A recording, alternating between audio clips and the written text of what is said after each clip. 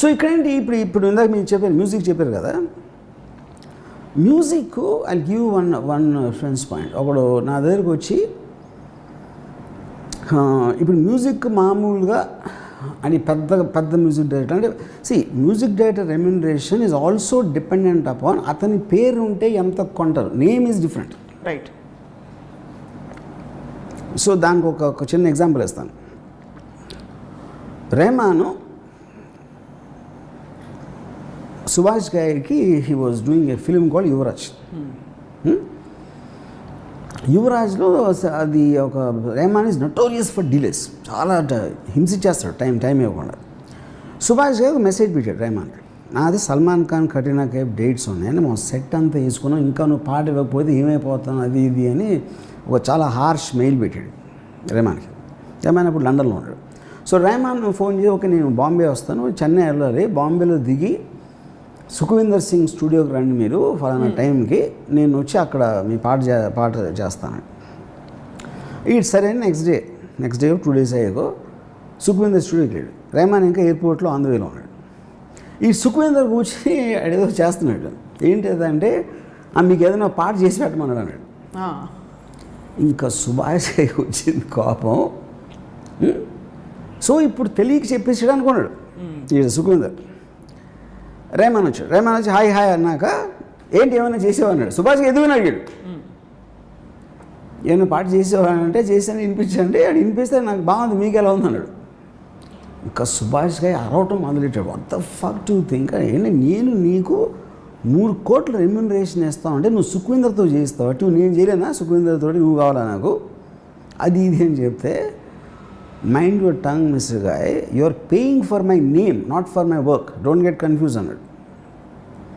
ఇప్పుడు మీకు తెలిసింది మీరు ఉన్నారు కాబట్టి, తాళ పాటలు నేను ఎక్కడ తెచ్చాను మీకు తెలుసా? అది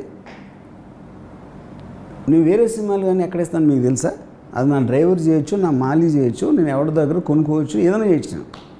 నా పేరు ఇస్తున్నా, మ్యూజిక్ బై ఏఆర్ రెహమాన్ అని చెప్పడానికి మీరు నాకు డబ్బులు ఇస్తున్నారు. పాయింట్ 1.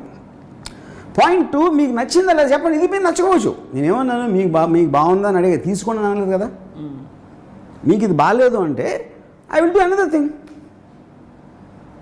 అని చెప్పి నేను చెన్నై వెళ్ళి పంపిస్తాను. వెళ్ళిపోయాడు సుభాష్కి వెళ్ళిపోయాడు. వెళ్ళిపోయిన తర్వాత ఈ రెహమాన్ సుఖ్వీందర్ నాకు ఇదంతా సుఖ్వీందర్ చెప్పాడు. సుఖ్వీందర్కి ఫోన్ చేసి నాకు ట్యూన్ నిజంగా చాలా బాగుంది, అది నాకు అది ఫినిష్ చేసి నాకు మెయిల్ చేశాను. అయిపోయింది 1 year అయిన తర్వాత వీడు రెహమాన్ మేనేజరు ఒక 5 లక్షలు చెక్ అది పంపించాడు సుఖ్వీందర్కి. ఏంటి ఇది చెక్ అంటే, మీరు యువరాజ్కి ఏదో పాట చేశారంట కదా, రెహమాన్ అది వేరే వరకు అమ్మాడు, మీ షేర్ కింద 5 లక్షలు పంపమని చెప్పి అన్నాడు. ఎవరికి అమ్మాడు? స్లమ్డాగ్ మిలియనర్ జైహో పాట అది. జైహో సాంగ్. ఇప్పుడేంటి సుభాష్ గారికి అంత ఎక్స్ట్రాడినరీ మ్యూజిక్ టేస్ట్ ఉండి జైహో సాంగ్ నచ్చలేదంటే ఎలా చెప్తారు మీరు? అది ఆయన మైండ్ స్టేట్, ఆయనకు ఉన్న కోపం, ఆయన సిచ్యువేషన్ సరిపోవు, ఏదో 100 కారణాలు ఉంటుంది దానికి. ఓకే, సో ఇప్పుడు ఒక లాజిక్ ఏంటి, మ్యూజిక్ డైరెక్టర్కి ఎంత ఇవ్వాలి అంటే, మీరు వాడి పేరు వాడితే ఆడియో కంపెనీ ఎంత ఇస్తుంది, వాడికి ఫ్యాన్ ఫాలోయింగ్ ఉందా, వాడి పేరు ఉంటే ఎంతమంది యూట్యూబ్ వ్యూస్ వస్తాయా, ఇదొక గేజ్. రెండోది అసలు పాట అంత నచ్చింది జనాలకంటే అన్నోన్ పర్సన్ పాట నచ్చేస్తుంది ఒకటి. అంతమంది ఇప్పుడు coverage music director first time చేసాడు అది, and he sold more than Rahman. అది పాయింట్ కదా. మూడో పాయింట్ ఏంటి, అసలు యాక్చువల్గా ఎంత కాస్ట్ అవుతుంది సాంగ్కి. దానికి ఒక ఎగ్జాంపుల్ చెప్తాను. నా దగ్గర వాడు వచ్చి ఒక పాట వినిపించాడు, అది ఒక ఆర్కెస్ట్రేషన్ ఎక్స్ట్రాడినరీగా ఉంది. నేను అసలు అలాంటిది ఏం లేదు ఇప్పుడు, అంటే అకాస్టిక్ సౌండ్స్ కానీ ట్రంబోన్స్ చాలా డిఫరెంట్ ఇది ఉంది. సో నేను ఇప్పుడు కీబోర్డ్ ట్రాక్ అంటే ఇప్పుడు చాలా రోజుల వరకు అసలు acoustic sounds, original flute, original strings లేకపోతే ఫీలే ఉండదు అని చెప్పేవారు. ఒక స్టేజ్లో ఏమైందంటే ఇది ఇచ్చే సౌండ్ వాళ్ళు ఇవ్వలేకపోతున్నారు మోస్ట్లీ. అప్పుడు చచ్చినట్టు ఆయన తీశారు. ఇప్పుడు ఎప్పుడైతే ఈడు నాకు వినిపించాడో, నేను ఎవరు చేశారు దీని ట్రాక్ అన్న, రాయల్ ఫిలార్మోనిక్ ఆర్కెస్ట్రా అన్నాడు. అది most expensive band in the world. అది జేమ్స్ కెమెరాన్, స్పీల్బర్గ్ అంత పెద్ద రేంజ్ సినిమాలు చేస్తాడు. సో నేను కానీ అలాగే ఉంది, ఏంటంటే అలా ఉంది. ఆ ట్రీట్మెంట్ అది ప్లేయింగ్ అంతా అలా ఉంది అది. ఏంటి వాట్ యూ మీన్ అంటే ఇప్పుడు మొత్తం ఈ సరిగం 10 నోట్స్ ఉంటాయి కదా, ఈ నోట్స్ని వేరియస్ కాంబినేషన్స్లో వాళ్ళు చెల్లోస్, స్ట్రింగ్స్, ఫ్లూటు, బ్యాండ్, ఏదో రకరకాల ఇన్స్ట్రుమెంట్స్ కాంబినేషన్ ఆ నోట్స్ వాయిచి they gave it as a kind of a gift to some Trinity College of Music, ఏదో సమ్ మ్యూజిక్ ద వాళ్ళకి స్టూడెంట్స్కి వినిపించడానికి ఫలానా ఆర్కెస్ట్రా వాళ్ళు ఈ నోట్ ఇలా చేశారు అది దానికి. ఈడేం చేశాడంటే దాన్ని హ్యాక్ చేసి ఆయన తెచ్చుకున్నాడు. ఓకే, ఇది వీడి ట్యూన్ పెట్టాడు అది. అప్పుడు ట్యూన్ వీడు కంపోజ్ చేసి వాళ్ళు ప్లే చేశారు. యాక్చువల్గా వాళ్ళే ప్లే చేశారు. వీడి కోసం ప్లే చేయకపోయినా వాళ్ళు ప్లే చేసింది వీడు అమర్చాడు. దాని తర్వాత ఏం చేశాడు, ఈ రిథమ్స్ అయితే 100,000 దొరుకుతాయి, దీనికి తగ్గ అది పట్టుకున్నాడు. ఎవడో ఫ్రెండ్ లిరిక్ రాశాడు.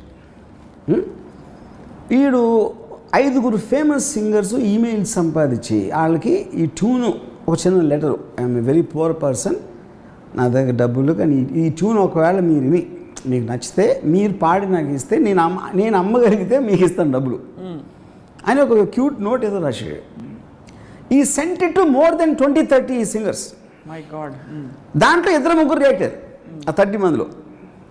ఇది ఏమైంది అని టపట కొట్టాను మెయిల్స్ అంతే. Finally Hariharan song the song, and female singer కూడా ఫేమస్ సింగర్ మర్చిపోయాను. ఆడేంటి ఇన్స్ట్రుమెంట్ ముట్టుకోకుండా ఫుల్ పాట తయారు చేసాడు. స్టూడియో లేదు, ఇన్స్ట్రుమెంట్ లేదు, వాడు ప్లే చేయలే ఏది అసలు. అంటే టెక్నాలజీ అక్కడ ఉందంటున్నాను నేను. అవును, that is what I'm saying. కానీ మనం అది యూజ్ చేసుకోకుండా మంచి 20 మంది అంటే మనకి విజువల్ అది బాగుంటుంది. ఇప్పుడు మీరు శివమణి అన్నాడు అనుకోండి, శివమణి ఆడి విజువల్ అంతే, ఆ డ్రమ్స్ ఏం కూడా ఎవరికి తెలీదు. మీరు శివమణి విజువల్ తీసేసి మీరు ఉట్టి సాంగ్ అంటే అన్ని డ్రమ్స్ లాగా ఉంటుంది, ఏమి డిఫరెన్స్ ఉండదు. కానీ వాడు విజువల్గా స్టేజ్ మీద టంకటగాలని అన్నీ కొడితే అది అమ్మ వీళ్ళంటే డ్రమ్మర్ అసలు లేడు అనుకుంటాం మనం. So it work on stage. మీరు ఎప్పుడైనా తను కొట్టిన పాట ఆడు విజువల్ లేకుండా ఏంటండి, నేను పేరు మార్చుకుంటాను, దానికి వేరే దానికి ఏమైనా డిఫరెన్స్ ఉంటుంది. So of course everything has its value. So Shivamani will work on stage, someone else might not be able to work. True. He works on stage because of his personality, not because of what he is playing on. అది నేను చెప్పేది. ఇప్పుడు అలా చూస్తే చౌరాసియా గారి flute, ఆ drums ఏం కూడా ఎవరికి తెలీదు. మీరు శివమణి విజువల్ తీసేసి మీరు ఉట్టి సాంగ్ అంటే అన్ని డ్రమ్స్ లాగా ఉంటుంది, ఏమి డిఫరెన్స్ ఉండదు. కానీ వాడు విజువల్గా స్టేజ్ మీద టంకటగాలని అన్నీ కొడితే అది అమ్మ వీళ్ళంటే డ్రమ్మర్ అసలు లేడు అనుకుంటాం మనం. So it work on stage. మీరు ఎప్పుడైనా తను కొట్టిన పాట ఆడు విజువల్ లేకుండా ఏంటండి, నేను పేరు మార్చుకుంటాను, దానికి వేరే దానికి ఏమైనా డిఫరెన్స్ ఉంటుంది. So of course everything has its value. So Sivamani will work on stage, someone else might not be able to work. He works on stage because of his personality, not because of what is playing అన్న. అది నేను చెప్పేది. ఇప్పుడు అలా చూస్తే చౌరాసియా గారి flute